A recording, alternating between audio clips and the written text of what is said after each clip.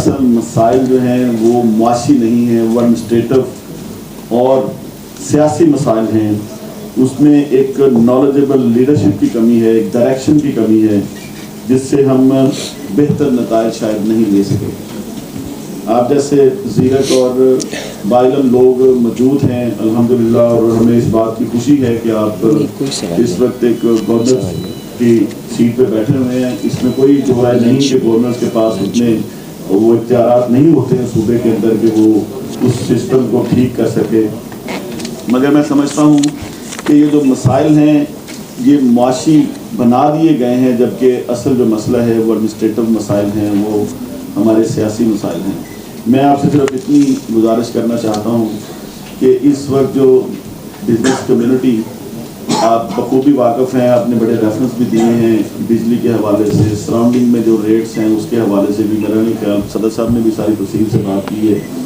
مگر سر اس وقت جو آنے والے وقت میں ہم دیکھ رہے ہیں وہ ہے عوام سڑکوں پہ آنے کو تیار ہو گئی ہے. عوام اس وقت آج ہڑتال چل رہی ہے، آپ کے صوبے میں بھی، ہمارے صوبے میں بھی، اور لوگ بند کر رہے ہیں اپنے کاروبار کو.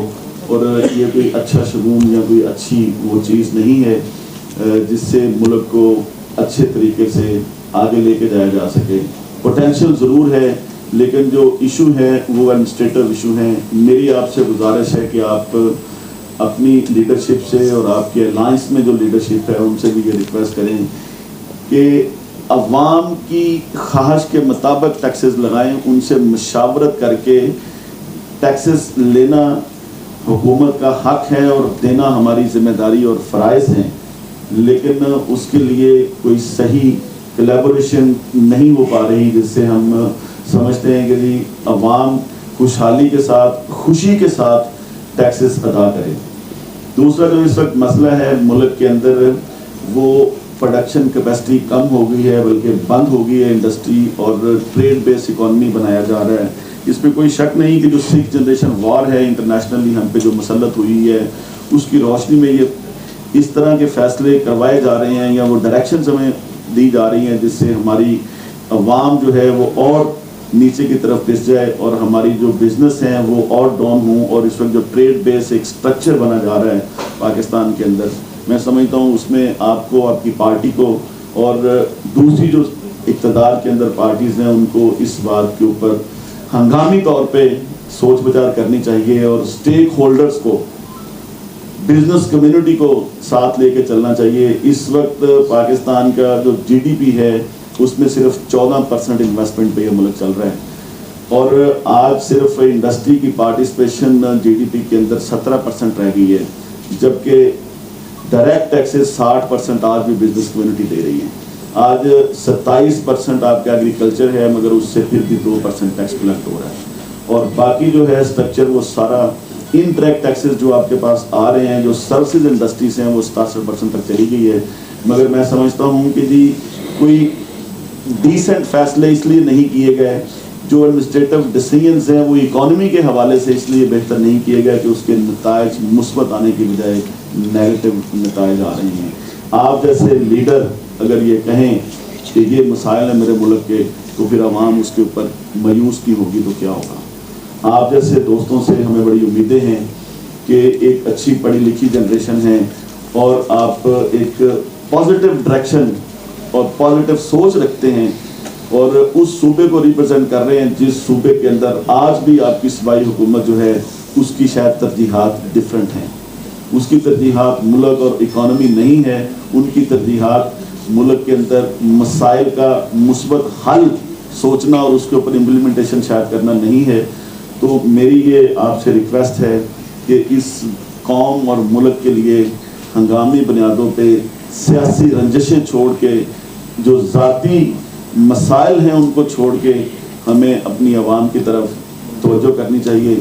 اس وقت جو ایشو ہے 80% جو غریب لوگ ہیں وہ صرف بجلی کے بلوں پہ ترس رہے ہیں، اور وہ تڑپ رہے ہیں اس بات پہ کہ جی آپ کے جو ٹیکسز ہیں صرف نیسیسٹیز کے اوپر، حالانکہ نیسیسٹیز حکومت کے پاس ہونی چاہیے.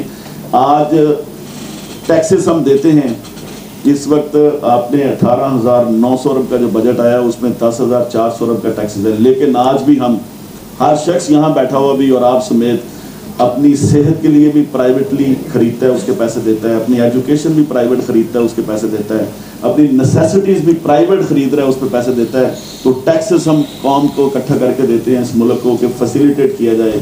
जो नेसेसिटीज़ हैं वो गवर्नमेंट के सेक्टर में रहनी चाहिए, कम से कम सेहत और तलीम और ये जो बिजली, देखिए कभी भी बिजली उस मुल्क में सस्ती नहीं हो सकती जहाँ पे आप प्राइवेट सेक्टर को देंगे।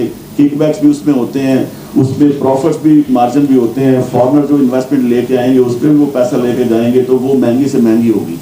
जितनी देर तक आप नेसेसिटीज़ को गवर्नमेंट सेक्टर में नहीं रखेंगे उतनी देर तक आवाम को आप किसी किस्म की सहूलत मैसर नहीं ला सकते हैं।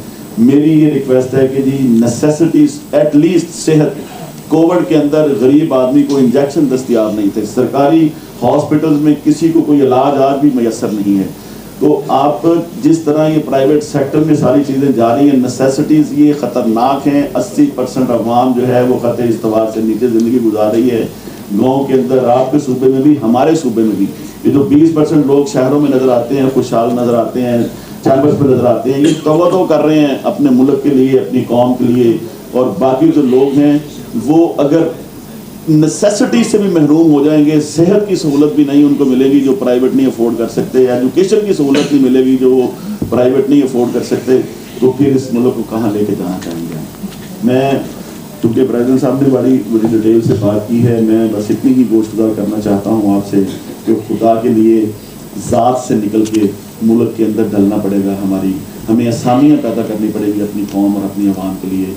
हमें सियासी चीज़ें और सियासी टारगेट्स को एक तरफ रख के मुल्क के लिए आज काम करने की ज़रूरत है। आपकी इकॉनमी का ये आलम है कि 96 लाख पाकिस्तानी बाहर है और बदकिस्मती से उनकी फैसिलिटीज़ इतनी हैं कि वहाँ से 20% से लेके 25% तक जो है ना वो बैंकों के थ्रू पैसा आ रहा है, बाकी ग्रीन चैनल में जाता है। एक्सपोर्ट आपकी 30 बिलियन है। आपकी इंडस्ट्री की पॉलिसी पिछले 14 साल से नहीं बनी हुई।